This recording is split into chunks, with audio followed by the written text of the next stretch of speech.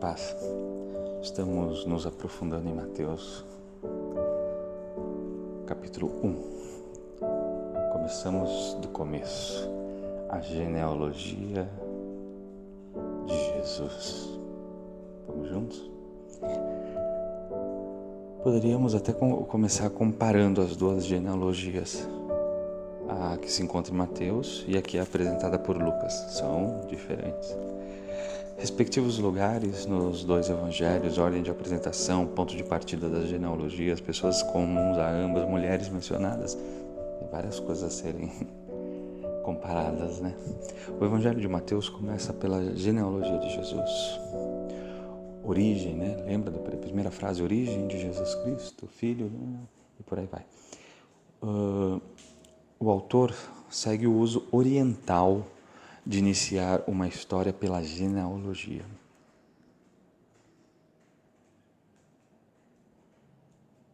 A genealogia do personagem principal, a fim de situá-lo socialmente.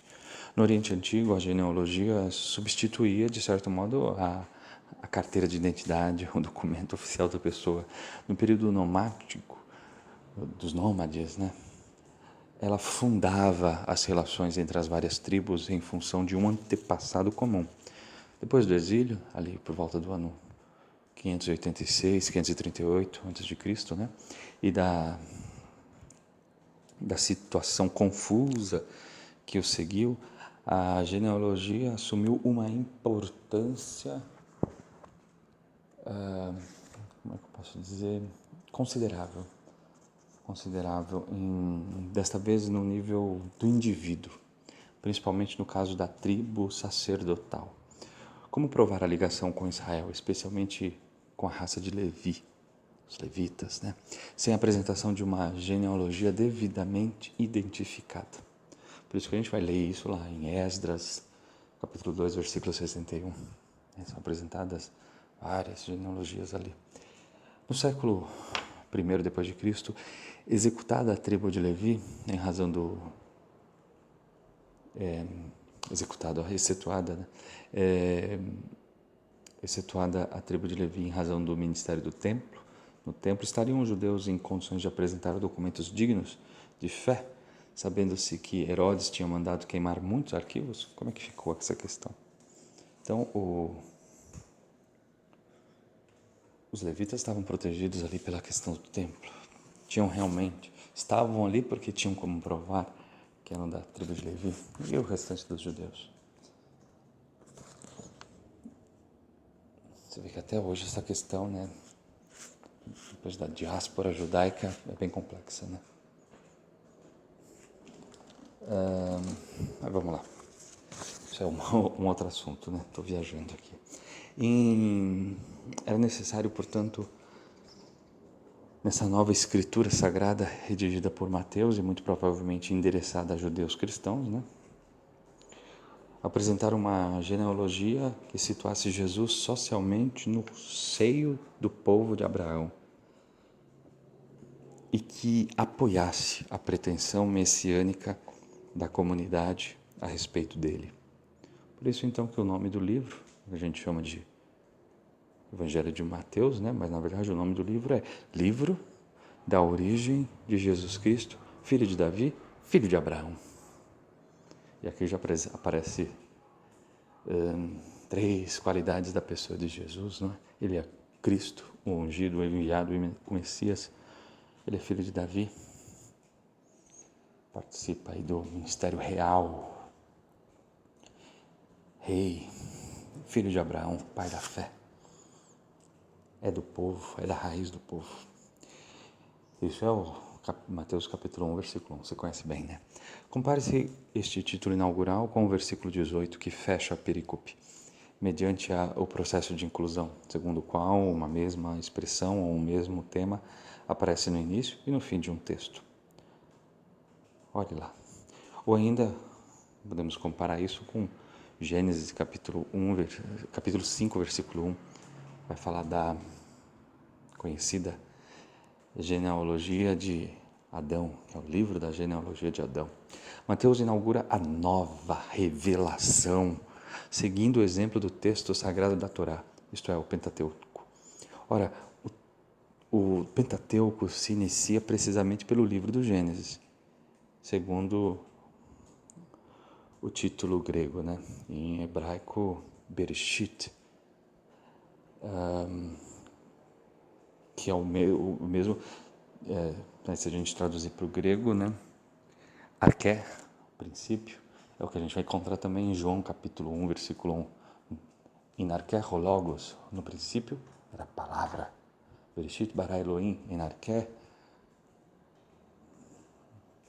Deus criou o céu e a terra. E então, veja como os textos se comunicam.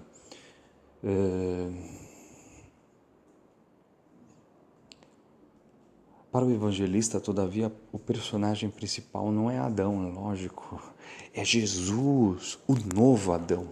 A diferença da genealogia apresentada por Lucas. A genealogia se divide em 3 ciclos, de 14 gerações, pode contar, que correspondem aos 3 períodos da história de Israel. Vamos ver? Qual é o período primeiro? Período patriarcal, Abraão, Isaac, Jacó. Depois o período real e o período pós-exílico, depois do exílio. Mateus parte de Abraão para chegar a Jesus, ao passo que Lucas sobe de Jesus até Adão. Em Jesus, a história do povo encontra seu sentido e seu aperfeiçoamento. Essa tríplice divisão era conhecida no mundo judaico da época, ou seja, era um jeito normal de se pensar, de se olhar o texto, a história, de se falar disso nas sinagogas. O Midrash, onde encontramos isso, como podemos afirmar isso, né? O Midrash Êxodo, Rabá, capítulo 15, versículo 16, também a conhece, mas contando 15 gerações por ciclo de Abraão a Salomão e de Salomão aos filhos de Joaquim, e Mateus cita 14. E para explicar esse número, foram propostas hipóteses muitas vezes estranhas, né? Já ouviu muita coisa, já ouviu muita coisa. Se conhece alguma, pode comentar aí.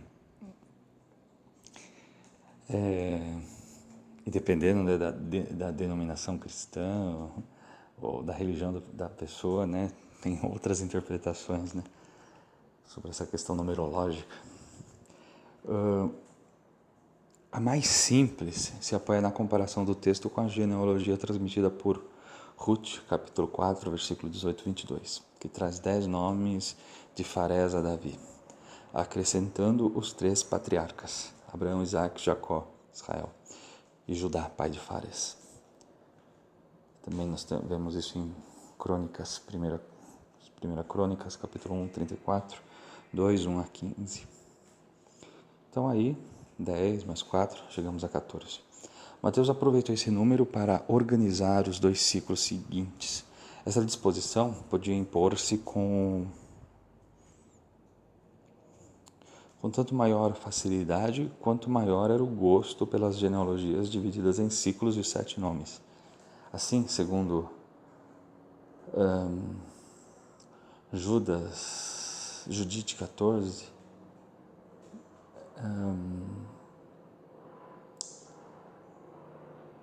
Enoque descende de Abraão até a 7ª geração. Eu anotei aqui, agora não lembro se é Judite ou se é Judas. Deixa eu dar uma conferida aqui na minha Bíblia e já te digo. Judas 14. É o...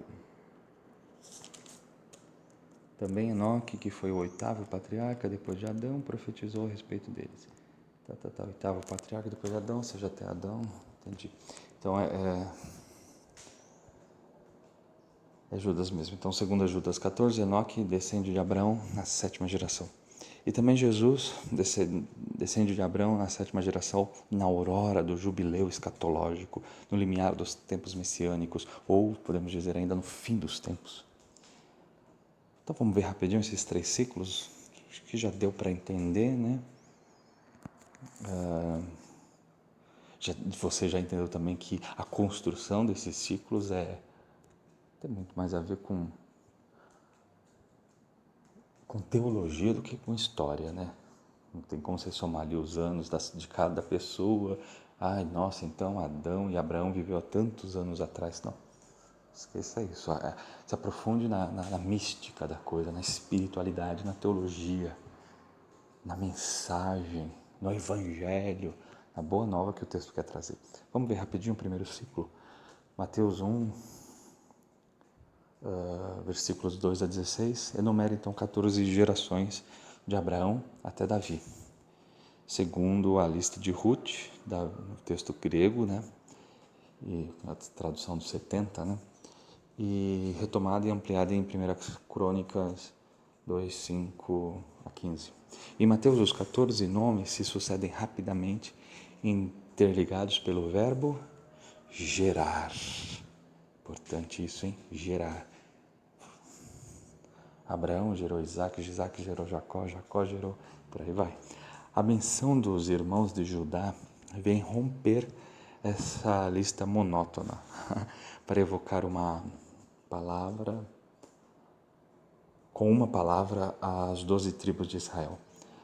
De admirar é a menção de 4 mulheres. Isso é interessante, não era muito comum, né? Tamar, Raabe. Lembra da história de Tamar? Aquela questão do incesto.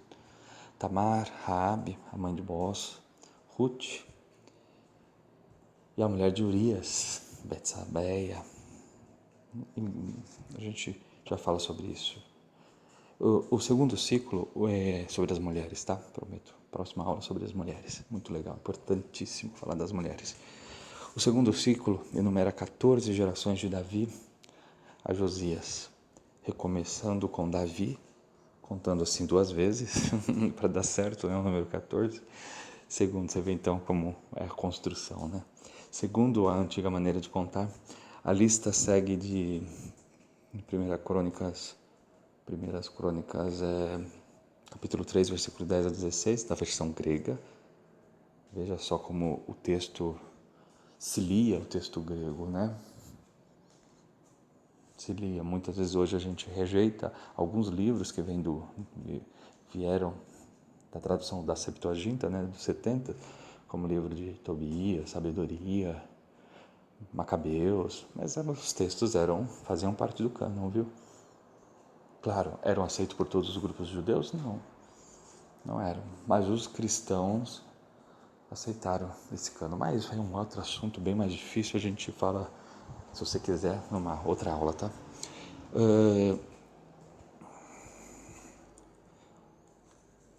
Então, estávamos no segundo ciclo, né? A lista então segue a versão grega de Crônicas com algumas diferenças para chegar a 14. Mateus suprime 3 reis maus, malditos, né? Segundo 1 Reis, 21, 20, 21.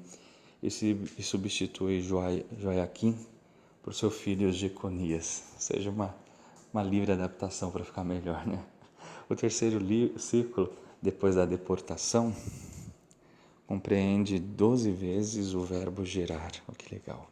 E apesar disso, 14 nomes com os de José e Jesus. Mateus suprimiu de propósito a fórmula habitual para exprimir a concepção virginal. Olha só que incrível. Pouco se fala disso, né? A concepção virginal de Jesus. Pouco se fala. Os nomes dessa lista são desconhecidos, com exceção de Salatiel e Zorobabel, que tem referência a isso em Crônicas, né? Mas são apresentados como de sangue real, herdeiros do trono de Davi. O versículo 16, que encerra a genealogia, reúne os 2 temas essenciais. Jesus é filho de Abraão, da linhagem real. Mas apesar disso, há uma ruptura radical entre essa gloriosa descendência e ele mesmo. Ruptura essa indicada pela ausência do verbo gerar. Era necessária uma forte influência da tradição anterior a Mateus, lembrando que Mateus provavelmente escreveu isso, né, com sua comunidade nos anos 80, 90. Então, uma tradição anterior para se chegar a uma conclusão tão surpreendente. De um lado, a comunidade tinha certeza de ver em Jesus um descendente de Davi, nascido da estirpe de Davi segundo a carne, como lemos em Romanos 1, versículo 3.